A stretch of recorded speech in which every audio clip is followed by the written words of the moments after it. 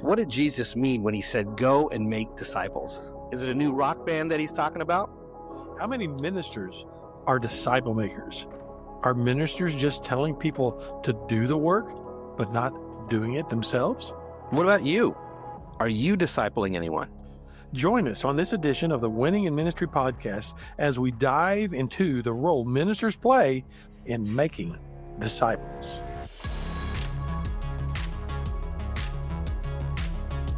You're listening to the Winning in Ministry podcast, where members of the Edify Leaders Ministry coaching team share insights and inspiration they have gained as they seek to strengthen ministers for exponential impact in life and ministry. And now, here are your hosts, Ray Sanders and Tom Mathew. Welcome to this edition of the Winning in Ministry podcast. I'm your host, Ray Sanders, and I'm joined by my really cool and awesome co-host, Tom Mathew. Well, hey, Ray, so glad to be here with you. We are talking today about a topic that is well known, but not well followed. Oh, man, you're right.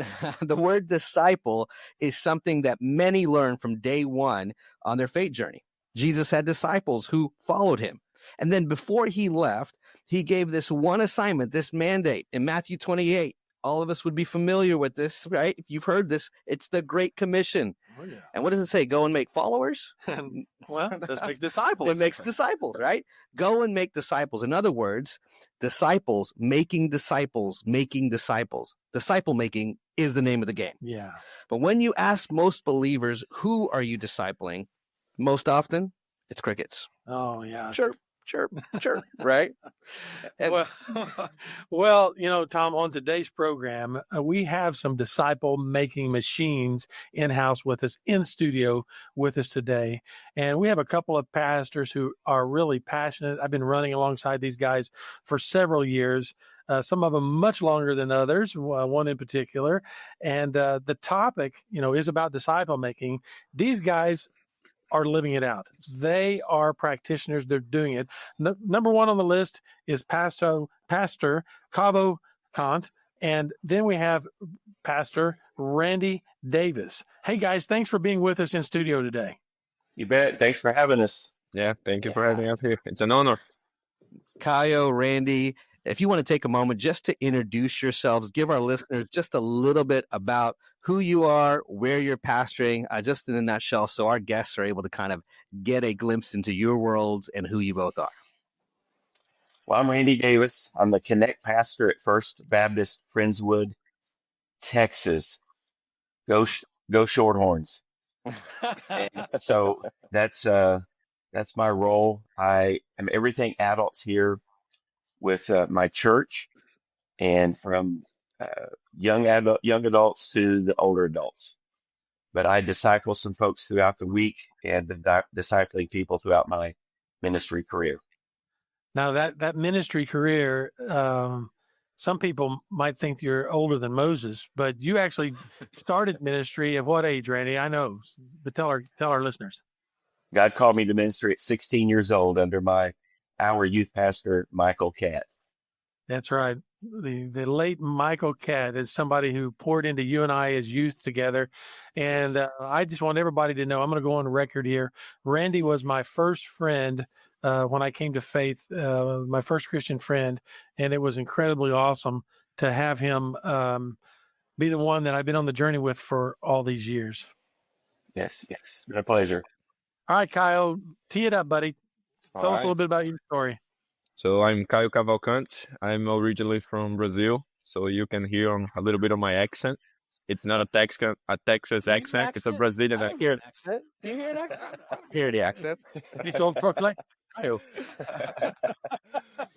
Yeah, so I'm a father of 2 children, happily married, and I pastor a church called Deepen Church in Edmond, Oklahoma. Let's go Thunder. Let's get this championship this year. Very excited about it. And yes, discipleship, it's the structure and the culture of our church and ministry here. It's based on that. So we love to do that. Tom, I first met Cayo in a coffee shop. And if this doesn't tell you something about who he is, I noticed that he was reading his scriptures and was studying and we were there several times together, and I couldn't help but one day this one person says, "Tell me about what you're doing. Tell me what you're reading." And that's when our friendship was started. And so, guys, we just all need to admit one thing: Cayo's the better looking guy in the room. We need to understand that. That's why some of us people are listening. They're probably glad that this could be seen or not seen, and that we all have faces for radio or for podcasts. But Cayo could have his own TV show. Yes. But, Thank you. I will say this about Cayo, and I mean this with all sincerity, and it's not taking away anything from you guys. But of all the people I know on this side of heaven, Cayo probably walks the talk and reminds me of Jesus more than anyone I know. His faith and the way he operates his church, the way he lives his life, he and Larissa, the way they raise their kids, the stories he can tell. We need to do a podcast just on faith and let Cayo carry the day. This guy lives it out. Some of the stories that he tells are just incredible. But I think at the heart of that and why he has such faith is he is a disciple maker, big time. And he sees his role as a pastor to be a disciple maker, probably first and foremost. I'll let him speak for himself. But go ahead, Tom. Yeah, and absolutely. I mean, I think that was the first thing when I met Cayo too, probably about a year ago or so. That was the thing that really drew me to him. Yeah. It's just, like you said, there's, we're all Jesus followers, but there's something about the way he talks and lives it out. And that disciple making, it just flows out of him. He talks about it, he lives it, he breathes it. And so it's really cool. So I would echo what you just said from my experience. It's too bad we can't say all that about Randy, but other than that, I guess his endearing trait is he's put up for me for, golly, how many? Almost, are you guys ready for this? Almost 50 years. That's nuts. But we have walked closely together. We have been discipled together. We have challenged each other. While Michael Catt was our Paul and we were his Timothy's, we were like David and Jonathan. And so that's why it's fun to have him in here talking about disciple making. And I know he's lived a life of disciple making. It's his heartbeat as well. Wow, this is awesome. Well, I'm definitely looking forward to diving into this conversation, really just seeing what disciple making looks like. But before we talk about making disciples, I think we got to start with the root. What is a disciple? So let's start with defining it. What does it look like? What does it actually mean? So if you guys want to jump in and just talk about that, when you hear that word disciple, what does it mean? You can go first, Randy. I know you want to talk. Thank you for respecting your elders. I've learned through the years a disciple needs to be a learner, someone who's willing to learn, and all the disciplines that comes with time discipline, priorities, those types of things. It's one who seeks to be like the one who is discipling him. And for us, that's Jesus. Yeah. And everything about Jesus, his humanity, his humility, his humbleness, his others first, and we could go on and list more. So that's the goal, is for all of us to be like Jesus, in whom we're discipling, so they can see us, and not just read about us in Scripture. That's good. I like that. What about you, Cayo? Yeah, and as we are mainly talking about like disciples of Jesus, I agree completely with Randy say about a learner, but I would just add the part of it's somebody who look and act like Jesus. It's a copy of Jesus. Mm-hmm. Because it's discipleship's about reproducing, so it's like becoming like Jesus. And I also would say that disciple is somebody who is willing to pay the price to follow. Because discipleship is something that costs everything. I always remember when Jesus was calling people to be a disciple, there were situations that he was like, oh, you need to leave everything behind to be a disciple. So a disciple is somebody who is willing to leave everything behind to truly follow Jesus, to become like him. Well, let me tag that real quick. It's to become like Jesus in character and conduct. Yes. And in attitudes and action. Yeah, that's good. And that's so important. Yeah. So I've heard it said that a leader is someone that people willingly follow. I think it was John Maxwell who said that. And we certainly see this in the life of Jesus. I often say that Jesus, in our society today, Jesus is the one the man that nobody knows. Oh. And you go, no, what do you mean? Everybody knows who Jesus is. Yeah, they do, but I think they have this image of Jesus that isn't really who Jesus was when he was walking on earth. And what do I mean by that? And I'm saying this somewhat a little bit facetiously, but we see Jesus as stained glass. We see Jesus as a guy who walked around in a translucent dress and a robe and a pair of chacos. And he kind of, when we see him in movies and films, he's kind of like he's almost half dazed all the time. But that's not the Jesus that I follow. And I don't think that is the Jesus that the disciples followed. In fact, if you look at the life of Jesus, he was a carpenter, right? And we know that even carpenters today tend to be pretty rough and tumble. They be physical. Their hands are strong. Their backs are strong. They have a certain type of character about them. There's a grit to them. A grit. Yeah, that's what I'm trying to say. And if you look at the life of Jesus, it's easy to think, well, maybe he shopped at Lowe's too, and he had power tools and all that. No, he didn't. And whatever hand tools he used, they were hand tools. And probably more than anything, he was a mason. If you go to the Middle East, it's not like there's a lot of trees, but it was probably more of a mason. So he was a man's man. How's that? I think that Jesus was a man's man. Yep. And I also don't think that a carpenter walking up in a pair of sandals walks up to a couple of guys that are fishermen who are also rough and tumble, who have grit. Yep. And he says to them, come follow me. They're like, who's this carpenter asking us to follow him? So there was something about him, and this is to Cayo's point. There's something about Jesus that was attractive. And something that made people want to follow him, not just men, but women as well. So that's a point that I wanted to make, and that is that, they wanted to copy him. They wanted to follow him. That's really good. Well, and I liked, too, the idea of there's a copy, a reproducing. There's that aspect of there. So when you're talking about it, Jesus is saying, follow me, learn from me. But in the end, we see, do as I did. Do as I did what you saw. I want you to go and do that, right? So even from the get-go, Jesus has this idea, these followers are going to follow me, but not just follow me for the sake of me having a following. Yeah. But there's something that comes out of this. And then he says, you will do even greater works than this once I'm gone, right? So that reproducing aspect from the beginning, a disciple maker recognizes they're not just having a following to have a fan club, right? It's not my crew. Here's the crew that I'm rolling with. It's recognizing I'm depositing in them so that they too can be disciple makers. They too can produce, right? Follow me as I follow Christ. Paul is saying, I'm following Jesus, but I'm also discipling Timothy. Timothy, who are you going to disciple? So you're learning under a disciple maker while producing disciples. Don't you think it's interesting, guys? And I'm talking with a bunch of pastors, and hopefully we have a lot of ministers and others that are listening, but Jesus didn't say, follow me to church. Yeah. Now, I'm a churchman. I'm not against church, but Jesus said to follow me. And what I have found a lot of times in this modern society is that people don't have a problem with Jesus. They have problems with the institutions that get in the way of what Jesus was really all about. And the thing that's attractive about Jesus and his ways and his church, mind you, what is attractive about him are his principles and teachings, which takes me to the very heart of this topic. And you guys know where I'm going. It's in Matthew 28. This is no surprise to anybody that's listening who follows Jesus. In Matthew 28:18, it says, Jesus came and told his disciples, I have been given all authority in heaven and earth. Therefore, go and make disciples. Now, here's the issue. So many times we stop right there.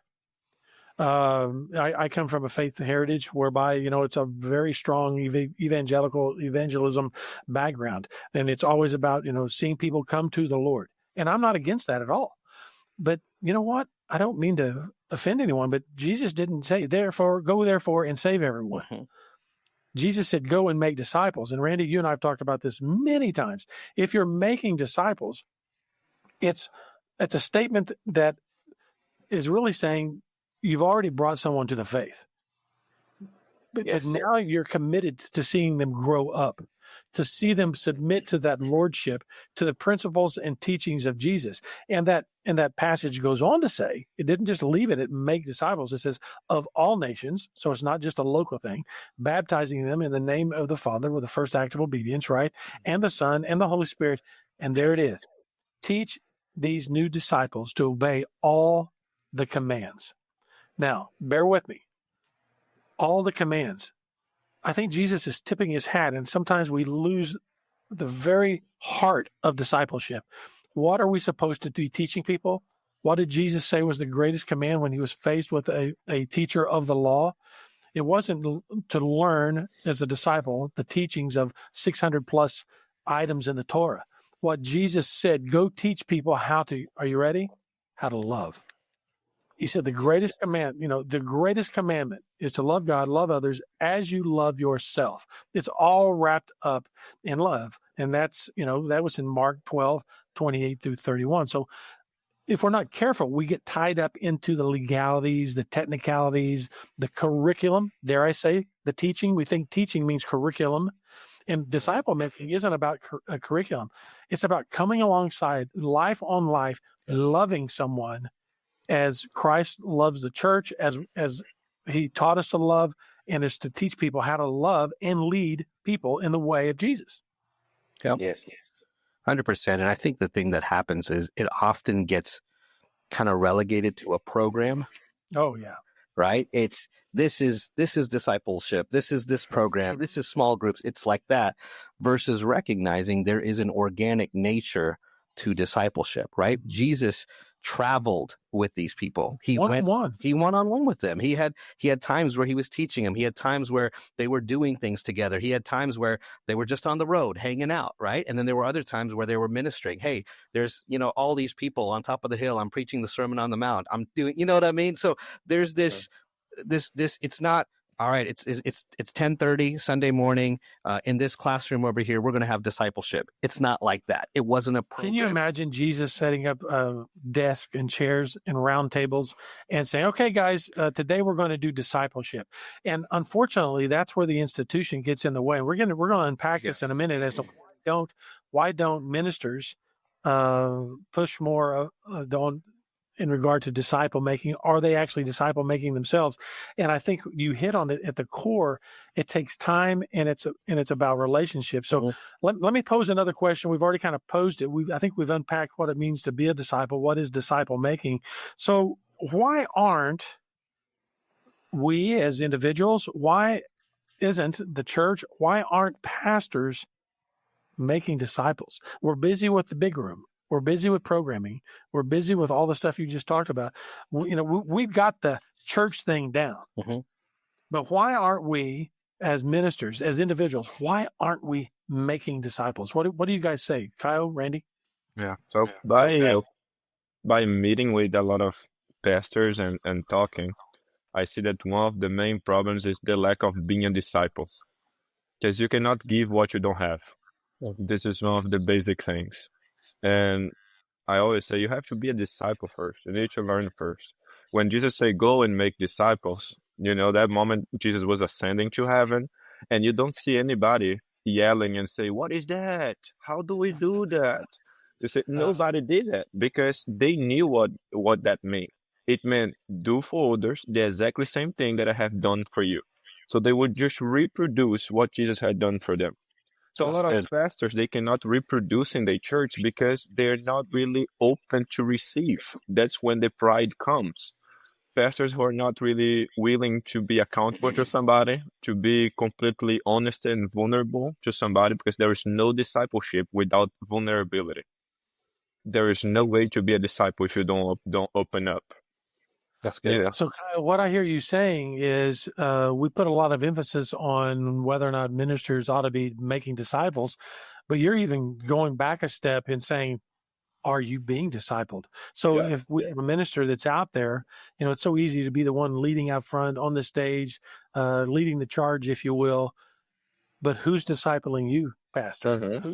Who's pouring into you? Who's your mentor? Who is making sure that you're hot, as we like to say at Edify Leaders, honest, open, and transparent? Who are you being real with? And let's be honest, that's a challenge. where does a guy go to get that type of intimacy? That takes a lot of trust. Randy, you were going to say something. Well, I think it's important that pastors sometimes they think they're at the top of their career, they're at the head of the organization, and they might think, which is wrong thinking, who do I need to pour into me? And then Satan begins to use that and begins to pull them away from the most intimate relationship a believer needs to have is in Jesus. And then we hear all the bad stories that come out of that because there's no accountability. Uh-huh.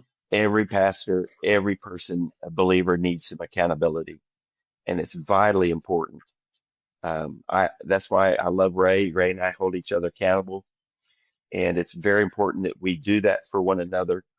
And the people that I mentor on Edify Leaders, they hold me accountable, and I hold them accountable. Accountability is a huge word. Yeah, exactly.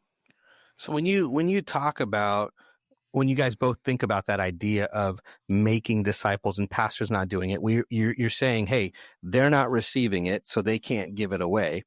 Let's elaborate some more. How can a pastor? It seems like it's elementary, but let's kind of put it out there. How can a pastor begin that process of discipleship with others? So they're preaching on Sunday mornings, they're preaching to the crowd, they're doing their deal, they're speaking to the masses. But how do you, for both of you guys, identify people that you can actually pour into and have these disciples? Hey, I've got a church of a few hundred people, but yes, I'm leading them, but individual disciples, how do you identify, how do you begin the work of discipleship? So I would say, like, if you have a church of 100 people, you probably already has a leadership team. You have a core team that they are leading different departments and different groups. And this is the first team that you should be concerned about mentoring them and discipleshiping them. Because if we don't do that, what do they have to offer to the people that they are leading? So this is a great way to start. And when coming to discipleship, it's like, as you said before, it's not a program. It has to be the culture of the church. It has to be in the DNA of the church. And it's going to always be a fruit of the life of the pastor. So it starts with the pastor living that as his lifestyle. It's like, I receive that, I value that. This is so important to me that I cannot hold it to myself. I need to reproduce. I need to share that with others because it has been so good for me. Let me do the same for somebody else. So when the pastor find those guys, bring them closer, start walking near to you. I was talking to my wife this week because I was like, there's people that she's discipling, she's walking with, but we have 2 kids and it's tough, you know? And she was like, if I try to have coffee with everybody, my life gonna be coffee every day in a coffee shop. And we're like, all right, what we need to do is bring those people to our life. So how do we do that? So for my wife, like, when you go into the supermarket, take one of those ladies with you. That's good. And you're walking, you're talking, and you're doing things together. Because as you say in Matthew 28, when it says, go make disciples, teaching them how to obey. Like, if you want to teach the law, you go to a classroom and a whiteboard and you teach. But teaching to obey, they have to see how you obey. They have to see the example. So that's why I always mention to the people I walk with, I say, it's so important if you want to make disciples, man, take the disciple you're trying to make to a Thunder game. Take them to play a sport. Take them to a ref. They need to see how you treat people, how you pray for the people when you go out, how you share the gospel with others when you are out.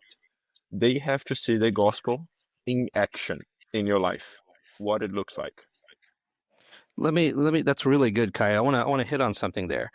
Because often what happens is when you're talking about leadership teams for the different ministries, we're so good at setting agendas and having an agenda for the meeting. And so we're like, all right, here's the things that we need to hit on. Where are you at on this? What are you doing with this? This event's coming up. We're so good at setting agendas. But I think what happens often is what Cayo is saying is not happening.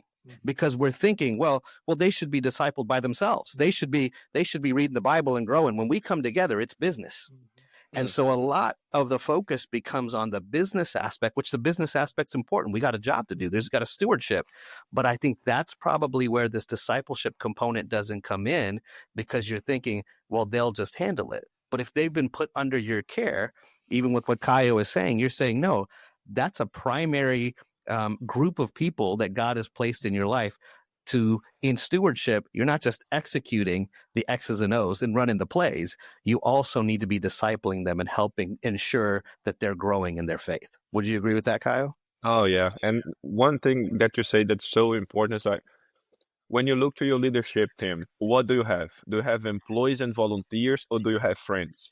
Because Jesus, he got to a point that's like, I don't call you servants anymore. I call you friends. Because a servant does not know what the master is going to do, but I have revealed to you what's my plans and what I would do.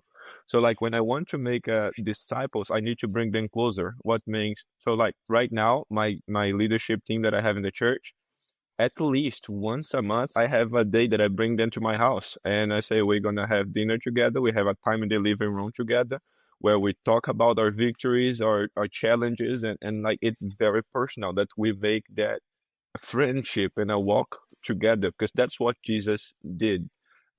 Discipleship is more about being around the dinner table than to be in the classroom or in a meeting room. Oh, man, that's quotable right there. That's good. Disciple making is more about being around the dinner table than the classroom. That's really good. That's awesome. I'm going to steal some thunder before Randy goes, because I'm afraid he may use my example, and I don't want to give him that opportunity. Because it goes without question that Randy and I were discipled by Michael Catt. And everything you described, Cayo, is exactly what Michael did. He had a whole youth group, but he took interest in his leadership team of young people. And Randy and I were on that leadership team, and we were in his life. We practically lived at his house. That wasn't, he was off the clock, but he was in our lives. We invaded them. We did so many honorary things. We TP'd their house. All the time. But you want to talk about true disciple making. Here's a young couple who decides to take two hairy-legged boys with them on vacation. Randy and I went on vacation with our youth pastor. Now, did everybody in the youth group grow? No, we did things as youth. Were we special? You know what I would say probably is I think that we were hungry. And it goes back to what was said earlier on, being a learner and teachable. And I love the phrase that when the student is ready, the teacher will appear. And I think that Michael saw in our hearts a desire to follow Jesus, and he was just going to feed us with everything he knew. Now, here's the thing that's cool about Michael. I never once heard him say what I'm about to say to you, but I promise you, this is the outcome of his life. And I often ask ministers, I ask them, how do you want to be remembered? How do you want to be remembered? And I'm going to tell you, no one's going to remember your sermon, Pastor. Now, your sermon may have changed their life at one point, but then they may have 3 points in a prayer that they wrote down in their Bible or in a notebook that they could get to. And that's not to take away from your preaching, because that preaching and that ministering from the pulpit is an ongoing dripping and nurturing of us as believers. But you know what? I don't know what Randy would say. I remember one sermon Michael Catt preached, one sermon, and it was a sermon on purity. And it's been with me to this day. And he did a great job with that message, but that's the one I remember. But here's what I remember about Michael, my Paul. And he referred to us as his Timothys. This is what Michael taught us. He taught us how to pray. You can assume that people just understand how to pray, but even the disciples themselves said, Lord, teach us how to pray. And so if we're going to be making disciples, the Timothys in our lives, it's like, was it Vince Lombardi? Maybe I'm wrong. This is a football. Is that the guy? Yes. This is a football. These are the basic tenets of disciple making. And that is, teach me to pray. No matter where you are, what you're doing, you can always pray. You can pray in prison like Paul did. And so we need to teach people how to pray. What does that mean? And we emphasize the sanctimoniousness of it. We got to hold our hands a certain way. We've got to get on our knee. I mean, we all know that you can pray anytime, anywhere. and the Lord will listen. And we have 2 ears and 1 mouth. And that when we pray, it doesn't mean that we have to do all the talking.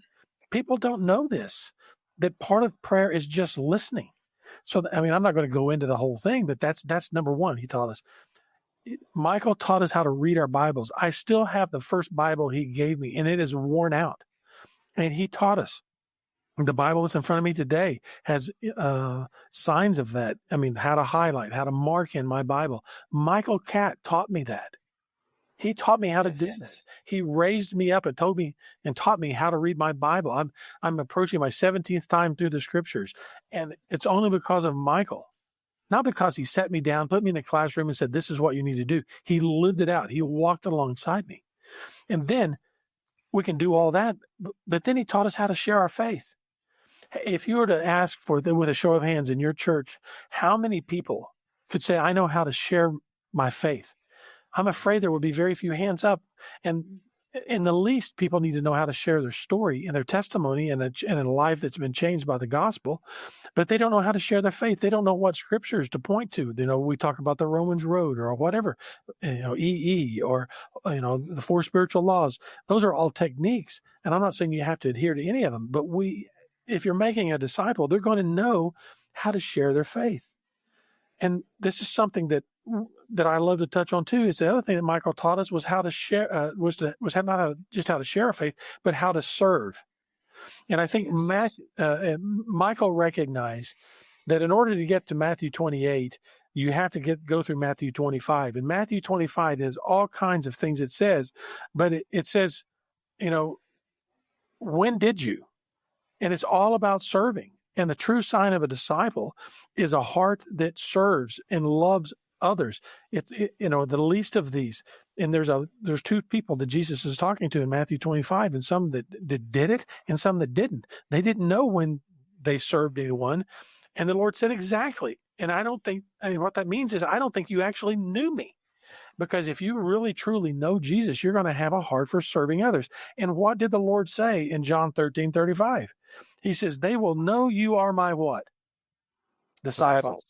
By your love, by your love for one another. Yep. And that's where this learning to serve comes out. And then the last thing, and you've already touched on this, and that's where church comes into play, and not just church, but life on life, as you were talking about, Tom, is that Michael taught us to live in biblical community. I have been walking and living in biblical community with Randy for nearly 50 years. I learned that because Michael drilled into our heads that we are not meant to go it alone. Pastor, you're not meant to go it alone. You're not meant to be isolated. He sent them out 2 by 2. It's all the way back in the Old Testament. We were sent out 2 by 2. And those Timothys can run together. So for me, when I think about this, how do we measure effective discipleship? How do we know if we're accomplishing discipleship? These are the 5 principles that were poured into my life. I'm not saying that's the be all, but if I'm a minister or I'm a pastor and I ask myself, how do I want to be known? If someone was in my church for 6 months to a year, if they went away with knowing how to pray, how to read their Bible, how to share their faith, how to serve, and how to live in biblical community, I'm going to high five, because I know that I've been making disciples according to what I believe is found in the Great Commission in Matthew 28. Yes. And I think that's good, Ray. There's something else too that I would add to that. So I would definitely say that that's spot on. I mean, there's nothing to argue with that at all. I think one of the things in what we're talking about that happens that's different when you're walking with someone, because here's the deal, even though you were walking with Michael Catt, he gave you the opportunity to ask questions. Oh, sure. And it's from those questions you were able to get the application to your life. So think about it. When did Jesus teach them how to pray?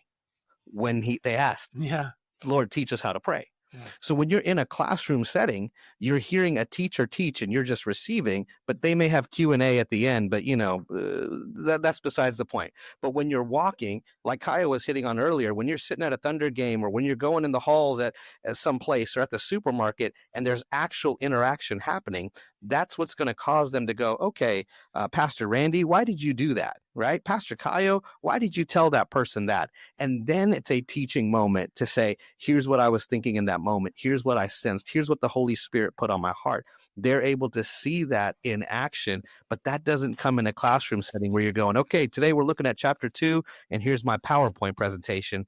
That comes from being with the other person. The disciples learned from being with Jesus, and that led them to, like we talked about, teaching them to obey. They obeyed because they watched, learned, and were taught.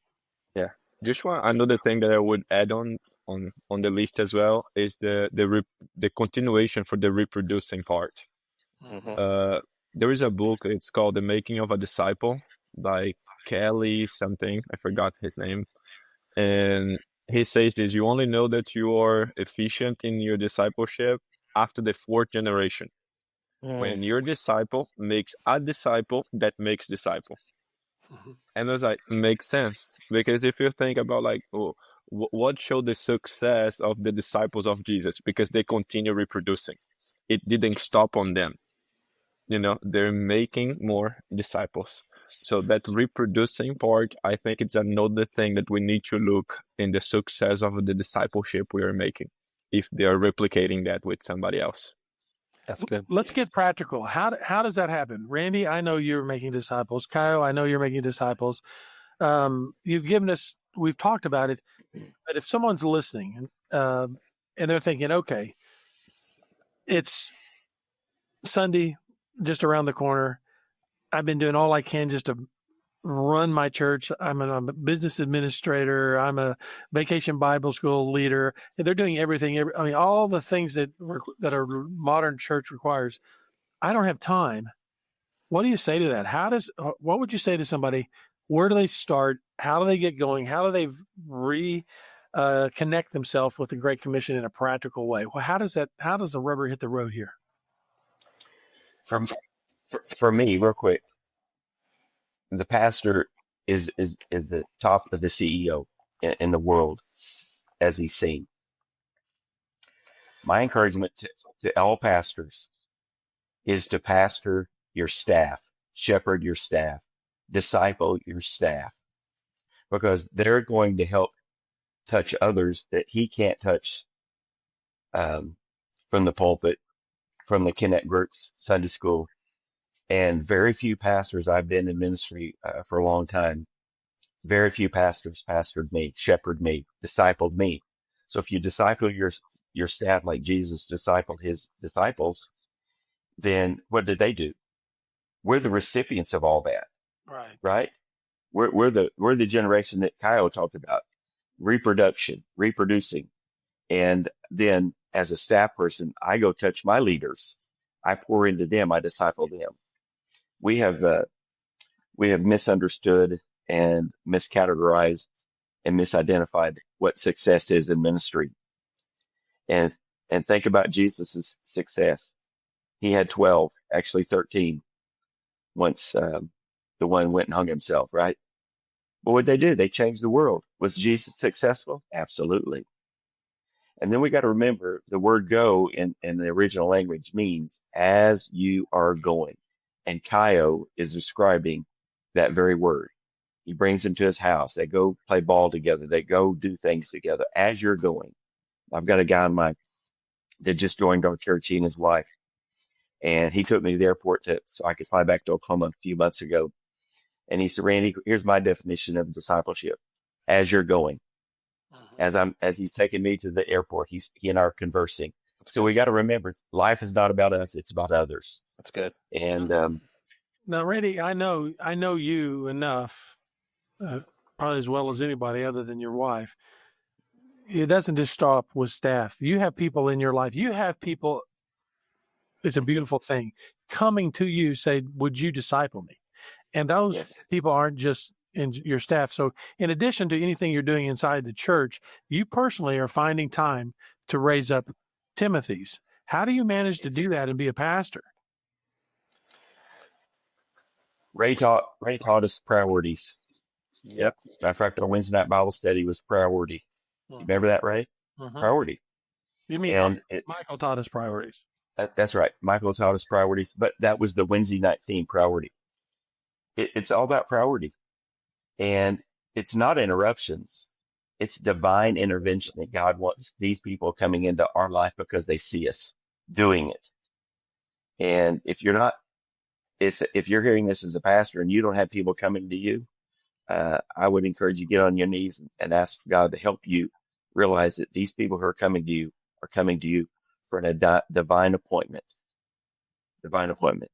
They really are. And not just what you can give them through a teaching on a platform, but Yes. kind of come alongside them. It takes time. Relationships take time, and we certainly know that that's a priority. That time needs to be a priority in our life, and how we manage it is certainly a big issue. I often say it this way: Jesus had his 3, his 12, his 72, and we probably need to ask ourselves, who is my 1, or who are my 3? And it could be the 12 being the staff. Kyle, you're anxious over there. I know you want to say something. What's up, buddy? Yeah, I'm so excited about this topic. I just love to talk about it. And when you mention about time, it hits hard because discipleship. It's as you mentioned, Paul. He called Timothy a son, and a son does not born overnight. It takes at least 9. It takes about 9 months for a babe to born. So, but it takes time for a person becomes a disciple.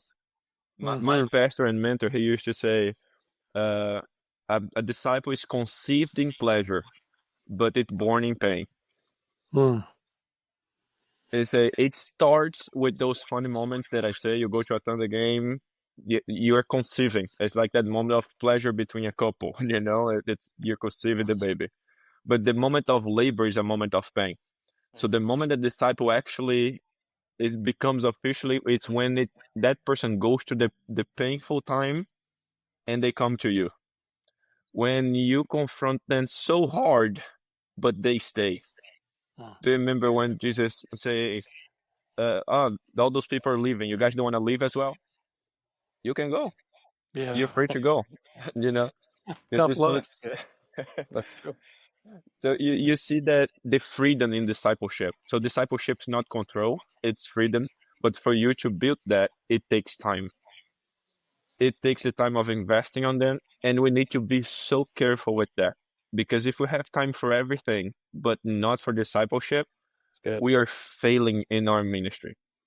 Because that's the mission Jesus gave to us. I'd say, what's the success of the church? It's not how many people are there, but how many disciples are there. Because the church is supposed to be a gathering of disciples, not a gathering of consumers. Say that again. Start from the beginning of that. That was a great statement. Yeah. Which part? The gathering. It's a gathering. Yeah. Church is a gathering of disciples, not a gathering of consumers. So that's why, church is not supposed to be the evangelistic place. The early church was not made for evangelism. It was the disciples who are going out, reaching the lost, doing evangelism, and those who are being reached, they come into church to learn more and to grow in there. So the church was a gathering of disciples, not consumers. That's good. That's great. Yeah, go ahead. Well, I'm talking too much. We're about to. No, you're not talking too much. I love it. We could go till the sun goes down, but here's the deal. We probably do need to put a bow on this thing. I want to give everybody a shot. Any final thoughts by anybody? Tom, Randy, Cayo, I love you guys. Any final thoughts on this? I would say there's a plethora of organizations and books that are out there that will help guide you to do what we're asking you to do, make disciples. I was given a book by my college roommate in Dallas a few months ago, and it was written by a guy named Dr. Rick Taylor, and it's called The Anatomy of a Disciple. But the subtitle convicted me. So many believers, so few disciples. And that's what we're talking about. And you've got navigators out there, which Ray and I grew up under. You've got all kinds of books. You got guys and gals. I reacquainted with myself with a guy that I hooked up in Mississippi, and he's all about discipleship as the pastor. He's written books on it. It's amazing. So we have no excuse that we don't have the material. we've got the Bible, we've got the example. And I would encourage us to be mindful of the last things. What is the last thing that Jesus said? Matthew 28, Mm-hmm. right? Yeah. And then the last letter that the Apostle Paul wrote in the New Testament was 2 Timothy. And he said in 2 Timothy 2:2, the things in which you've heard and seen in me, in the presence of many witnesses, these entrust to faithful men or people or women who will be able to what? Teach others also. Mm-hmm. And my last thing I'll say, I remember calling Michael one day because I was envious. I was jealous. I saw what I saw was favoritism. I said, you're one of God's favorites, Michael. And he lovingly corrected me as my Paul. And he said, Randy, God doesn't have favorites. God has intimates. That's good. Yeah. And I'm telling you, friends, that convicted me.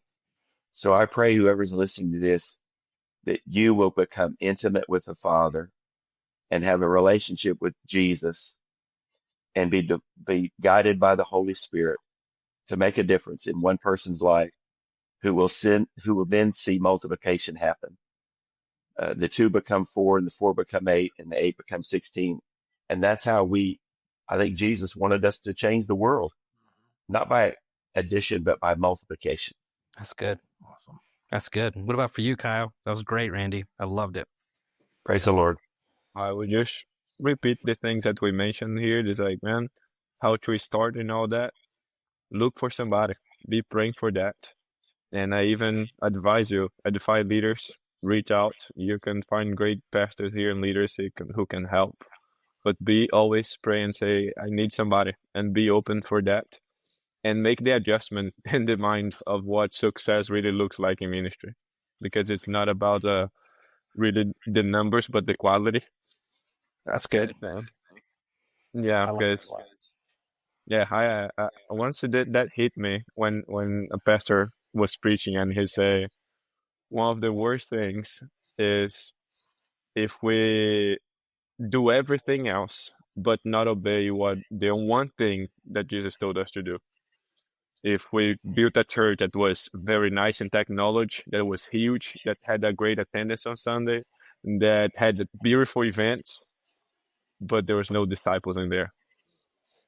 And it was like, this is something to always remind ourselves. Discipleship, it's going to be the way, it's what Jesus is expecting us to do. And discipleship is leading people to this intimate relationship with God, as Randy said. Yes. That's the key of things. Well, you guys have nailed it today. I hate to say it, but I feel like we're out of time. Thank you, Cayo. Thank you, Randy, for giving us the time on today's podcast. Yeah, absolutely. This was such a joy and such an encouragement. I know I'm encouraged. Ray, you're encouraged. We're all encouraged because we're stirring one another up to do what God has called us to do. You know, this podcast, Winning in Ministry, it's brought to you by Edify Leaders, and Edify Leaders provides donor-funded coaching to pastors and ministry leaders and is devoted to encouraging them to reach their potential in life and ministry. Yeah, you know, Edify Leaders comes alongside ministers, helping them navigate the challenges and opportunities that they face in life and ministry. Edify Leaders provides fierce accountability, unwavering encouragement that results in exponential impact. You know, to learn more about the work of Edify Leaders or to join the movement, head over to edifyleaders.org. Like we said, it's donor funded. If you're someone that's out there and you love pastors and you want to invest in pastors, we have coaches that are doing that every day of the week, 24/7, 365 throughout the year. Well, until next time, keep up the good work, fight the good fight, and keep winning in ministry. You've been listening to the Winning in Ministry podcast, made possible by Edify Leaders. Edify Leaders strengthens ministers for exponential impact. When ministers stay strong, ministries don't just survive, they thrive. Learn more about Edify Leaders at edifyleaders.org. Catch all of the Winning in Ministry podcast episodes on YouTube, Spotify, and Apple Podcast. Subscribe today and share with your friends.